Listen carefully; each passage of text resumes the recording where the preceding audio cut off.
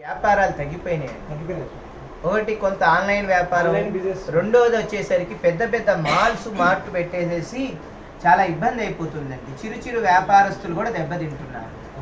అంటే ఇప్పుడు Colgate company, Pond's company, Wipro company, Hindustan Lever companies ఇవేవైతే ఉన్నాయో ఆ ప్రొడక్ట్స్ మాల్స్ వాళ్ళు ప్రారంభంలో పెట్టి అది అందరికి అలవాటు చేసి క్రమక్రమేణా ఏం చేస్తున్నారంటే వాళ్ళ సొంత ప్రొడక్ట్స్ తయారు చేసి పెడుతున్నారు. ఇప్పుడు వాళ్ళు అంటే వాళ్ళ ప్రోడక్ట్ని అలవాటు చేస్తున్నారు. అంటే కొంతకాలానికి ఆ ప్రోడక్ట్స్ కూడా ఆగిపోతాయి.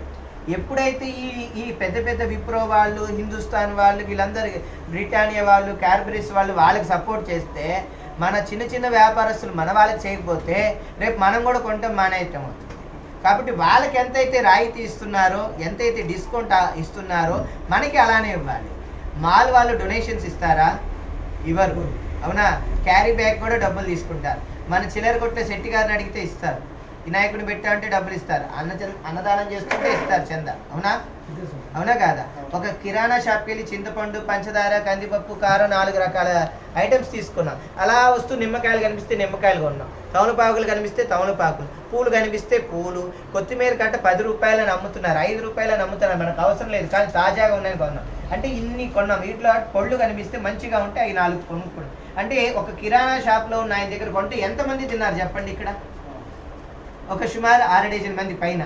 ఒక పినీస్ కావాలన్నప్పుడు పినీస్కి వెళ్తే అక్కడికి వెళ్తే ఒక పినీస్ ఉమలుతాడు, ఏదో ఒకటి బొట్టు బిల్లడి తాడు, వాళ్ళు కుంకుమ ఏదో తిలకం అంటే తిలకం కొనుక్కొస్తారు. ఎన్ని షాపు వాళ్ళు బాగుపడుతున్నారండి? మళ్ళీ దాంట్లో పనిచేసే వాళ్ళు ఎంతమంది బాగుపడుతున్నారండి? అవునా? ఈ షాపుల వాళ్ళు ఎవరైనా మనకు కష్టం వచ్చినా, వాళ్ళకి కష్టం వచ్చినా సహాయం చేస్తారు, అరువిస్తారు, అప్పిస్తారు. అవునా? మళ్ళీ పళ్ళు ఇక్కడ మీరు డజన్ కొన్నాక ఇంకోటి ఇమ్మంటే ఇస్తారు. పూలు ఇలా కొలిసినాక ఇంకో అంత జానెడు ఇస్తారు, విడి పూలు ఇస్తారు. కూరగాయల షాపులో కొన్నాక వంకాయలు కిలో మీద 2 ఇమ్మన్న ఇస్తారు. అన్ని కొన్నాక పచ్చిమిరపకాయలు వేస్తారు, కరివేపాకు రబ్బేస్తారు. మాల్ వాళ్ళు ఇస్తారా? ఎందుకు అటు వెళ్తున్నారు? ఎప్పుడు కూరగాయల మార్కెట్లో తాజాగా ఉంటాయి కూరగాయలు. అవునా? అవి ఎప్పటి నుంచో ఉంటాయి, తెలియదు. అక్కడ 20 గ్రాములు కాదు, 1 గ్రామ్ వేసినా డబ్బు కట్టేయాలి. ఇక్కడ 20 కాదు, 10 గ్రాములు, 20 గ్రాములు, 50 గ్రాములు ఎక్స్ట్రా ఉన్నా కూడా తీసుకెళ్ళండి సేటు గారు, ఎప్పుడు వచ్చేవాళ్ళు కానివ్వండి మీదేమిటి. వాళ్ళు కూడా అర్పిస్తారే మనకి. అవునా? ఈ మధ్యలో దాహంగా ఉంటే అంత మజ్జిగో ఏదో సోడానో ఏదో సుగంధో తాగుతారు. వాళ్ళు బతుకుతున్నారుగా. అవునా? చెప్పండి, ఎంతమంది బతుకుతున్నారు? మిఠాయి కొట్టు కనిపిస్తే మిఠాయి కొంటాం. వాళ్ళు బతుకుతున్నారా లేదా చెప్పండి?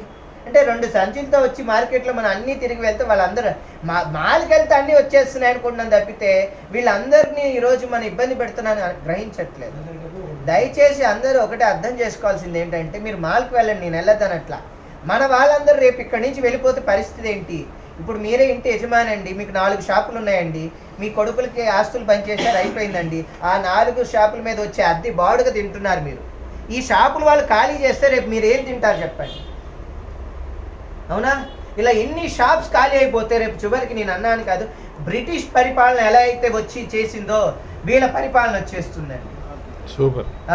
దయచేసి పెద్దలందరూ అర్థం చేసుకొని ఈ విషయాన్ని మన వ్యాపారస్తులందరికీ సహకారం చేయండి. చిరు వ్యాపారస్తులు కూడా బాగుపడతారు.